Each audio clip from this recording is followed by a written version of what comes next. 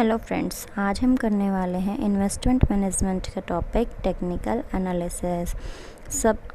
दोस्तों, आजकल ये टेक्निकल एनालिसिस बहुत ज़्यादा पर्सनल, बहुत ज़्यादा ट्रेंड में, बहुत ही ज़्यादा विश्वसनीय माना जाने वाला टेक्निकल एनालिसिस है। टेक्निकल एनालिसिस आज के इस युग में बहुत ज़्यादा प्रचलन में है। इससे बहुत ज़्यादा कॉन्फिडेंस लेवल का माना जाता है। टेक्निकल एनालिसिस एक्चुअली में होता क्या है? टेक्निकल एनालिसिस बाज़ार की, जो हमारा मार्केट है, उसकी पास्ट परफॉर्मेंस को देखते हैं, उसके प्रेजेंट और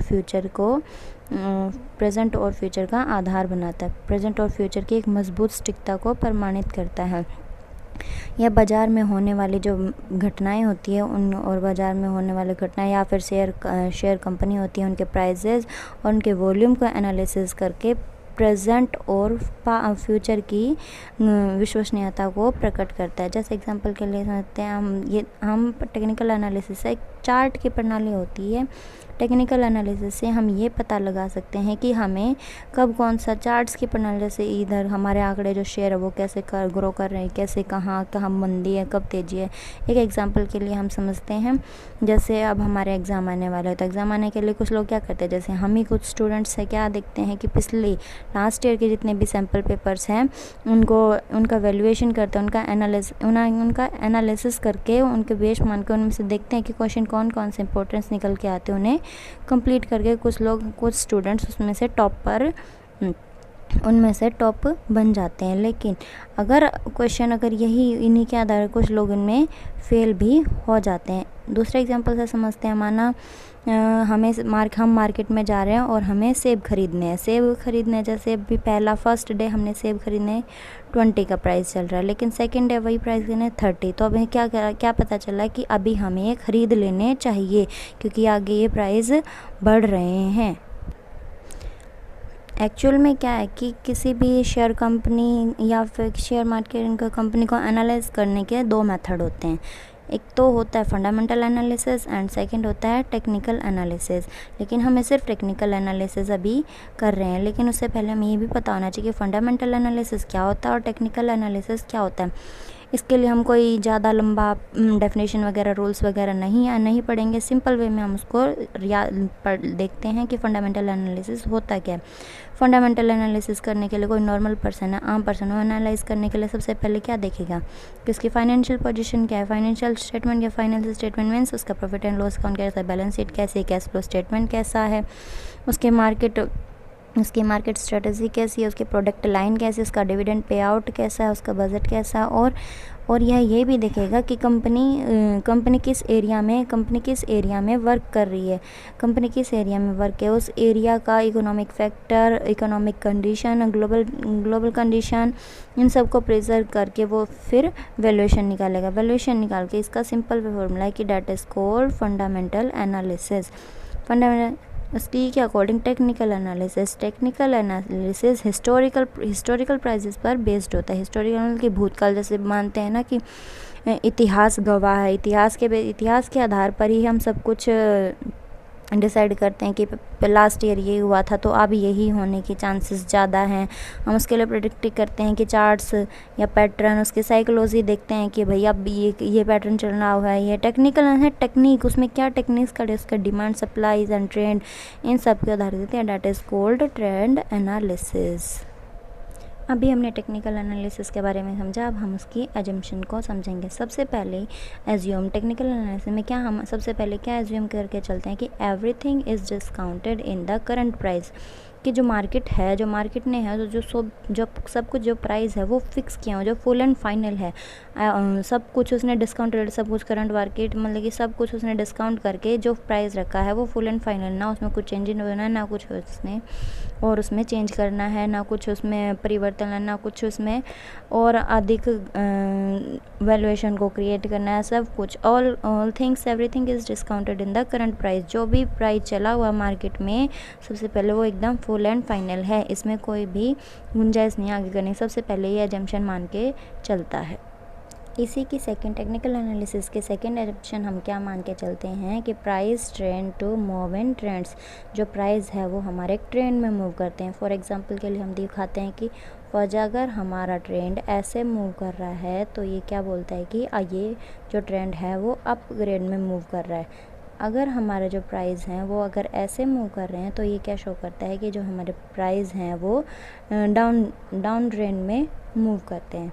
ये टेक्निकल एनालिसिस में मूविंग बताता है कि हमारे प्राइस अपग्रेड में मूव कर रहे हैं या फिर डाउन ट्रेंड में।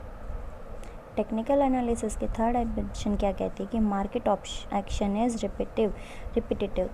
थर्ड एजम्पशन क्या कहती है कि मार्केट एक्शन जो है वो रिपीटेटिव होता है। रिपीटेटिव मीन्स जो हमारे ये एक साइकोलॉजी को कंसिडर करता है कि इसमें जैसे फॉर एग्जांपल के लिए हम बताते हैं कोई एक फैक्ट है वो पास्ट में भी वैसा ही था, पास्ट बेस में भी वो वैसा ही है जैसा कि पास्ट की जो थिंकिंग है वो हमें प्रेजेंट में भी वैसे ही चार्ट फॉर्म में देखने को मिलती है, तो that is called repetitive action. Market action जो है वो रिपीटेटिव हो रहा है।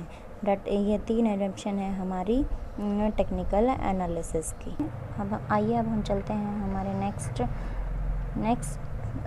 टॉपिक की तरफ, टाइप ऑफ चार्ट, जो कि टेक्निकल एनालिसिस का बहुत ही इम्पोर्टेंट पार्ट है। विदाउट चार्ट तो टेक्निकल एनालिसिस पॉसिबल ही नहीं है। तो अब सबसे पहले हम चार्ट को समझने की कोशिश करते हैं कि एक्चुअल में चार्ट होता क्या है।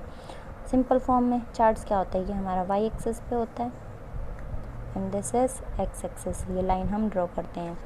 ये इसमें सबसे 3 तरह के चार्ट्स हमने ड्रॉ किए हैं, candlestick chart, bar chart and line chart. Candlestick chart ये आपको सिंपल वे में दिखाई भी दे रहा है डायग्राम से एकदम, कैंडल की फॉर्म में कैंडलस्टिक चार्ट, और ये bar chart and this is line chart. सबसे पहले हम ये देखते हैं जैसे दो बने होते हैं, एक Y axis and X axis. X axis पे क्या शो कर रहा है, टाइम कैसे हो सकता है, मंथली भी हो सकता है, वीकली, डेली, आवर्ली, जैसा आपकी मर्जी। जैसे हमने लिया मंथली डेट वाइज, तो यहाँ हम क्या कर देते हैं मंथली, जैसे first November, 2 November, 3 November and 4 November etcetera.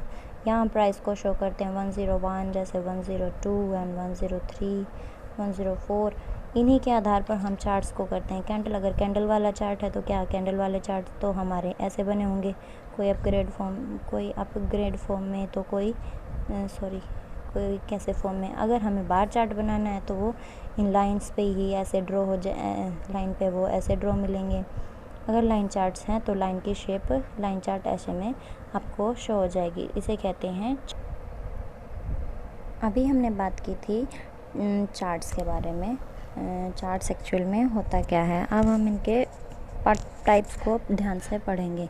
सबसे पहले लाइन चार्ट्स में देख रहे हैं आप लाइन को, ये शो लाइन चार्ट में क्या होता है, ये दिन के क्लोज प्राइस को बताता है। सभी में क्लोज प्राइस को दर्शाता है दिन के में। यह दिन के ना ही इसमें ये हाई प्राइस को शो करता है, ना ही लो प्राइस को बताता है। इसीलिए जो ट्रेडर्स होते हैं वो इस चार्ट को कम पसंद करते हैं, क्योंकि इसमें विश्वसनीयता कम होती है। ये सिर्फ दिन के क्लोज प्राइस को ही शो करते हैं। इसी के अपोजिट बार चार्ट इससे अपोजिट होता है। बार चार्ट में एक शेप बनी होती है, इसमें जो इसकी ये बॉडी है दैट इज़ कॉल्ड बॉडी। इसमें ये जो ऊपर वाला पोर्शन है ये इसका हाई प्राइस शो करता है एंड ये वाला पोर्शन इसका लो प्राइस शो करता है। और जिसके बाएं साइड जो होता है वो इसका ये इसका क्लोज प्राइस शो करता है एंड दिस इज़ ये इसका ओपन प्राइस शो करता है कि यहाँ से लेके यहाँ से। लाइन चार्ट के कंपैरिजन में बार चार्ट ज़्यादा इफ़ेक्टिव होता है। फ्रेंड्स, अब हम बात करते हैं कैंडलस्टिक चार्ट की, that is more important. And candlestick charts को हम जापानीज़ कैंडलस्टिक चार्ट्स भी कहते हैं। कैंडलस्टिक चार्ट्स के 3 पार्ट्स होते हैं। फर्स्ट इसको हम बोलते हैं अपर शेडो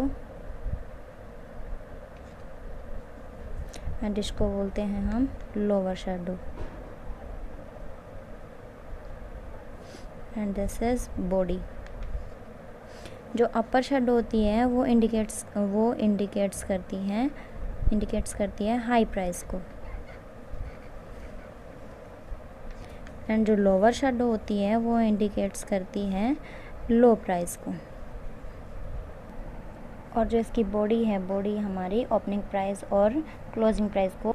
फ्रेंड्स, रियली में जो कैंडलस्टिक चार्ट होता है वो 2 टाइप्स का होता है, बुलिश कैंडल, या फिर उसको हम पॉजिटिव कैंडल भी बोलते हैं, या फिर second is bearish candle and उसको हम नेगेटिव कैंडल भी बोलते हैं। आइए सबसे पहले हम बुलिश कैंडल को समझते हैं। बुलिश कैंडल एक्चुअल में होता है क्या? बुलिश कैंडल का जो अपर पोर्शन, इसका जो ओपनिंग प्राइस है वो 50 रुपये से स्टार्ट हुआ है, और जिसका क्लोजिंग और इसका लोवेस्ट प्राइस 48 रुपये है, और इसका हाई प्राइस 52 रुपये है एंड क्लोजिंग प्राइस 51 रुपये है। ये जो कैंडलस्टिक चार्ट में जो डाटा दिया है, ये इसके 15 मिनट्स के इंटरवल का पोर्शन है कि 15 मिनट में जो इसकी ओपनिंग प्राइस कहाँ से शुरू हुई। इसकी ओपनिंग प्राइस तो इसकी 50 रुपये से शुरू हुई इसकी, और उसकी लोवेस्ट प्राइस 48 रुपये से एंड हाई प्राइस इसकी 52 रुपये एंड क्लोजिंग प्राइस 51 रुपये। लास्ट में ये मार्केट स्ट्रेटजी क्या बता रही है कि 50 रुपये से शुरू हुई थी इसकी ओपनिंग प्राइस 15 मिनट्स के इंटरवल में, और ख़त्म कहाँ पर हुई? 51 रुपये पे। मतलब कि ये शेयर बढ़ा है, तो इसको हम ग्रीन चार्ट से डिनोट करते हैं, that is called positive candle chart. Okay दोस्तों, अब हम बात करते हैं बियरिश कैंडल की। बियरिश कैंडल बुलिश कैंडल का अपोजिट होता है। इसमें एक्चुअली में क्या होता है, इसको भी हम एग्जांपल के हेल्प से समझते हैं कि 15 मिनट्स के इंटरवल में जो इस कैंडल का ओपनिंग प्राइस है वो 50 रुपये से शुरू होगा, और इसका हाईएस्ट प्राइस 52 रुपये गया, और इसका लोवेस्ट प्राइस है 48 रुपये एंड इसका लोवेस्ट और इसके क्लोजिंग प्राइस है 49 रुपये। ये कैंडल हमें क्या दर्शाती है कि जो इसका ओपनिंग प्राइस है वो 50 रुपये से शुरू होकर इसके क्लोजिंग प्राइस 49 पर फिनिश हुआ। ये 49 का इसके लेस, तो ये हमारी जो कैंडल है वो लेस प्रेडिक्ट को शो करती है, इसलिए हम इस कैंडल को रेड से डिनोट करते हैं। फ्रेंड्स, एक्चुअल में क्या है बुलिश कैंडल और बियरिश कैंडल में इसका इम्पोर्टेंट बात ये है कि बुलिश कैंडल में जो हमारा मतलब कि जो प्राइस है वो बढ़कर क्लोज होते हैं, तो ओपनिंग प्राइस हमेशा जिसमें नीचे शो करता है, क्लोजिंग प्राइस बढ़कर क्लोज होते हैं, तो इसको क्लोजिंग प्राइस को हम ऊपर पोर्शन पर शो करते हैं। और बियरिश कैंडल में इसका अपोजिट होता है, इसमें बढ़कर क्लोज हो जाते हैं, मतलब कि जो प्राइस है वो बढ़े हुए होते हैं, तो इसमें इसको अपर पोर्शन पे शो किया जाता है, और जो क्लोजिंग प्राइस है 49 मतलब कि कम लेस हो तो उसमें नीचे वाले पोर्शन पे शो किया जाता है। इसीलिए हम इस बात में एक और बात ध्यान रखते हैं कि बुलिश कैंडल को जो है वो पॉजिटिव कैंडल तो उसे हम ग्रीन से शो करते हैं, और जो बियरिश कैंडल है वो नेगेटिव है तो उसे हम रेड से शो करते हैं। फ्रेंड्स, अब हम बात करते हैं कि ये जो चार्ट्स होते हैं वो हमारे लिए क्यों इम्पोर्टेंट होते हैं। फॉर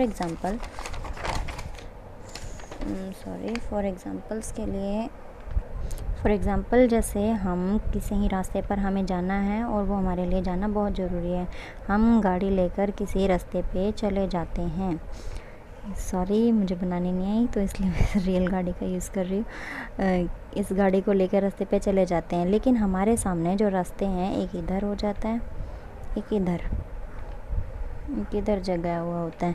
अगर वो भी हम जो रास्ते पे जा रहे हैं वो हम विदाउट मैप लिए, विदाउट नक्शे के हम अगर गाड़ी को लेके जा रहे हैं तो ये हमारे लिए बहुत ही हम गलत रास्ते पर चले जाएंगे।